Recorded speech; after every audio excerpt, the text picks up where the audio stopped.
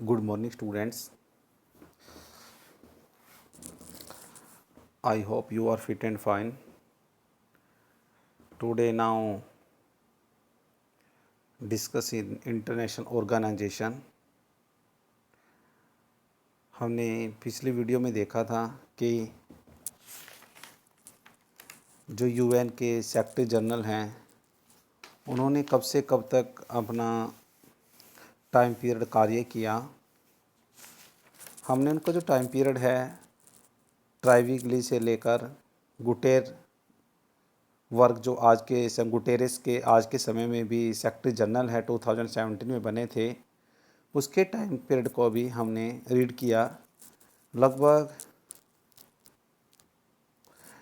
जो ये यूएन के सेक्रेटरी जनरल थे, लगभग हमने इसके बारे में 11 सेक्रेटरी ऑफ जनरल के बारे में रीड किया था। अब हम जो अगला टॉपिक है पढ़ने जा रहे हैं, उस टॉपिक का नाम है reform of the structure and process. जैसा कि आप स्क्रीन पर भी देख रहे हैं, reform of structure and process क्या है बेटा? रिफॉर्म क्या है? सुधार करना। स्ट्रक्चर क्या है? ढांचा। एंड प्रोसेस प्रक्रिया और ढांचे में सुधार कैसे होगा? While the case for reform has widespread support, getting agreement on what to do is the difficult. सुधार होने चाहिए, इस सवाल पर व्यापक सहमति है। सुधार होने चाहिए कहते हैं, इस सवाल पर व्यापक सहमति है, लेकिन सुधार कैसे किया जाए यह बड़ा कठिन है। Let us examine the debate over reform the UN security council. इस पर सहमति कायम करना मुश्किल है। यहाँ पर हम संयुक्त राष्ट्र की सुरक्षा परिषद में सुधार पर जारी बहस की थोड़ी चर्चा करेंगे। In 1992 the UN general assembly adopt a resolution. सन 1992 में संयुक्त राष्ट्र की आम सभा में एक प्रस्ताव पास किया गया या स्वीकृत हुआ। The resolution reflected 3 main complaints. प्रस्ताव में 3 मुख्य शिकायतों का जिक्र किया गया।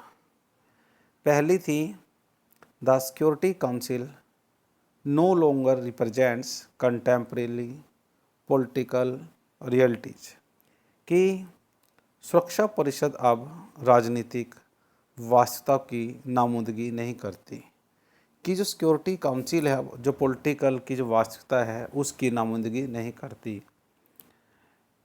दूसरा कहता है,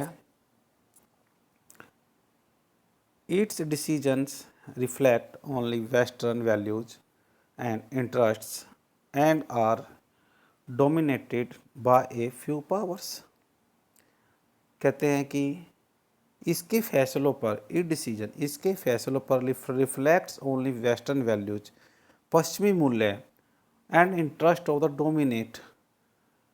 कहते हैं कि इसके फैसलों पर पश्चिमी मूल्य और हितों की छाप भी होती है, और इन फैसलों पर कुछ एक देशों का ही फ्यू पावर्स, कुछ एक देशों का ही दबदबा होता है। तीसरा कहता है, इट लैक्स इक्विटेबल रिप्रेजेंटेशन। सुरक्षा परिषद में बराबर का प्रतिनिधित्व नहीं है। इन view of these growing demands for the restarting of the UN on 1 January 1997, the UN Secretary General Kofi Annan initiated an inquiry into how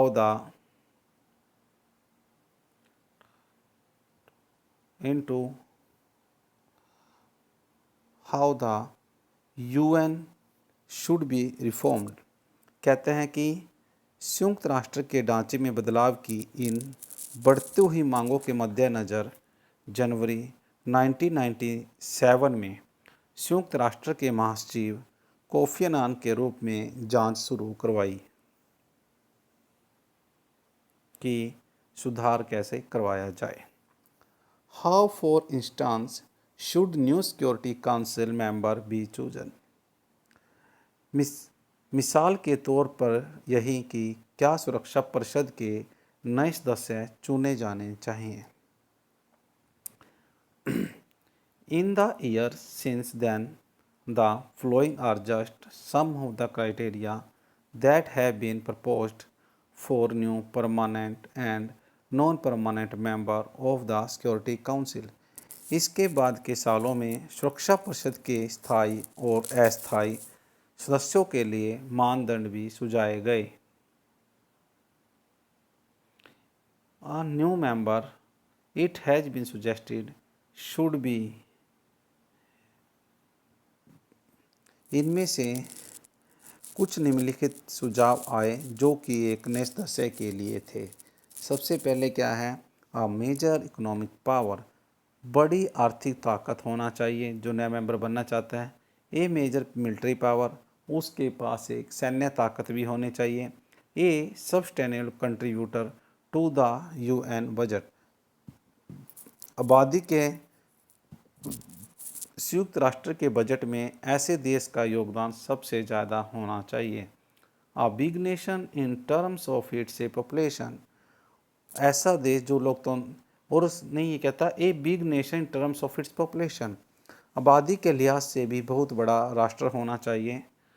a nation that respects democracy and human rights, ऐसा देश जो लोकतंत्र और मानव अधिकारों का सम्मान करता हो। ये बताया जा रहा है कि सिक्योरिटी काउंसिल का नया मेंबर बनने के लिए क्या क्या क्राइटेरिया होना चाहिए। A country that would make the council more representative of the world diversity in the terms of geography, economic system and culture. उसने क्या बताया कि यह देश ऐसा है हो कि अपने भूगोल, अर्थव्यवस्था और संस्कृति के लिहाज से विश्व की विविधता की नुमाइंदगी करता हो। उसके नीचे एक लिस्ट दी गई है, इस लिस्ट को देख रहे हैं आप। Top 10 contributors to the UN regular budget 2005। यह लिस्ट उस समय की दिखाई गई है कि जो संयुक्त राष्ट्र में सालाना बजट बनता है उसमें सबसे ज़्यादा कौन सा देश योगदान करता है। ये बहुत पुरानी लिस्ट है, लेकिन हम तो 2019 या 2019 की भी आप दिखा सकते हैं। 2019 की लिस्ट को अपडेट कर दिया गया है। उसके बाद बताता है ये कि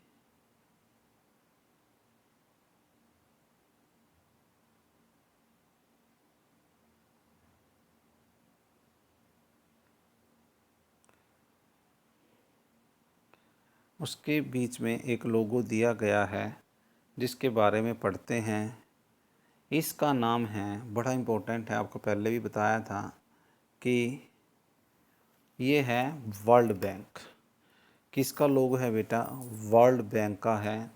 और जो वर्ल्ड बैंक है, वर्ल्ड बैंक को एस्टेब्लाइज कहते हैं। The world bank was created immediately after the second world war in 1945। दूसरे विश्व युद्ध के दौरान सन 1945 में विश्व बैंक औपचारिक रूप से स्थापना की गई थी। कई बुक्स में ये 1944 भी दिया गया है, कई में 1945 भी दिया गया है। मुझे मानना है कि 1945 में तो ये प्रॉपर एस्टेब्लाइज हो चुका था, और 1945 में लेकिन थोड़ा सा ये फॉर्मल था, औपचारिकता था कि इसको स्थापित किया जाए। कहते हैं it activities are focused on the developing countries. इस बैंक की गतिविधियां प्रमुख रूप से विकासशील देशों से संबंधित है। It works for human development, education, health and agriculture and rural development, irrigation, rural service, environment protection, pollution reduction, establish the enforcing a regulation, infrastructure, road, urban electricity and government से anti-corruption development of the legal institutions। कहते हैं कि यह bank मानवता विकास, शिक्षा, स्वास्थ्य, agriculture, कृषि, irrigation, पर्यावरण, सुशासन, सड़क, रोड के लिए काम करता है। It provides loan and grant to the member countries. ये क्या करता है, ये अपने सदस्य देशों को आसान ऋण और अनुदान भी देता है। पहले बताया था कि लोन ग्रांट करता है। In this way it exercise enormous influence on the economic policies of developing countries. और ये क्या करता है, ज़्यादा से ज़्यादा गरीब देशों को अनुदान वापस नहीं चुकाने पड़ते। देखो उसने लिखा है कि it is often accused of setting the economic agenda the poorer nation, attaching the stringent condition of its loan and forcing free market reforms।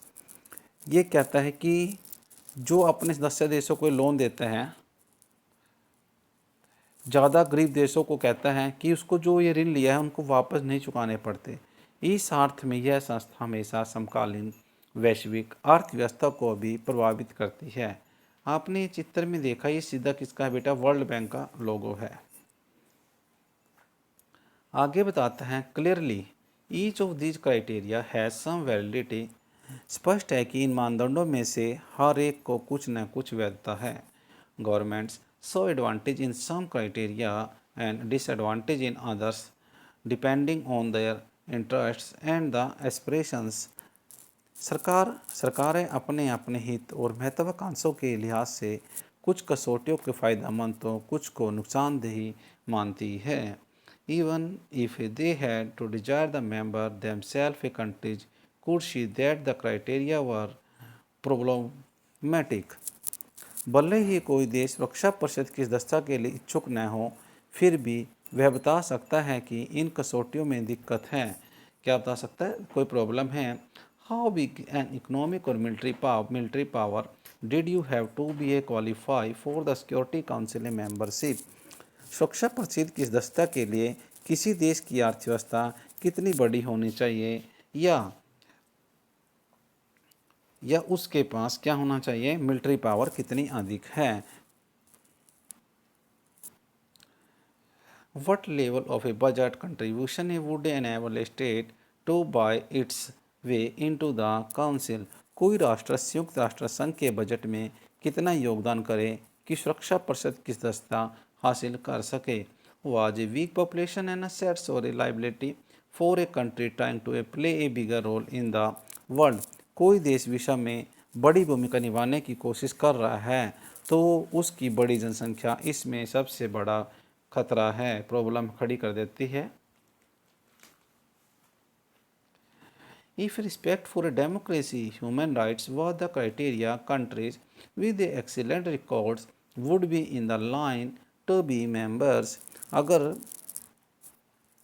अगर कहते हैं कि जो लोकतंत्र है, अगर लोकतंत्र और मानव अधिकार के प्रति समान ही कसौटी हो तो इस मामले में बेहतरीन रिकॉर्ड वाले देशों की कतार लग जाएगी। यहाँ पर क्वेश्चन आता है कि what would they be effective as a council members. की सवाल यह है कि क्या ये देश परिषद के सदस्य के रूप में प्रभावकारी होंगे, इफेक्टिव होंगे।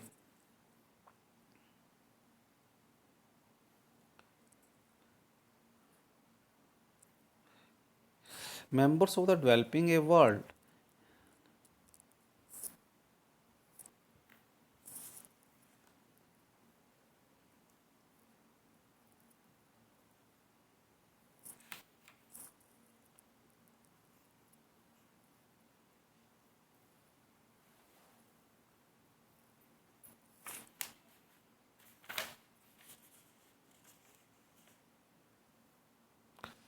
member even here there are difficulties. इससे आगे भी यह सवाल उठता है कि even here there are difficulty the developing world consists of the country many different level of development. प्रतिनिधित्व के जो मामले हैं उसको हल कैसा किया जाए और भौगोलिक दृष्टि से उसको हम कैसे बराबर कर सकते हैं।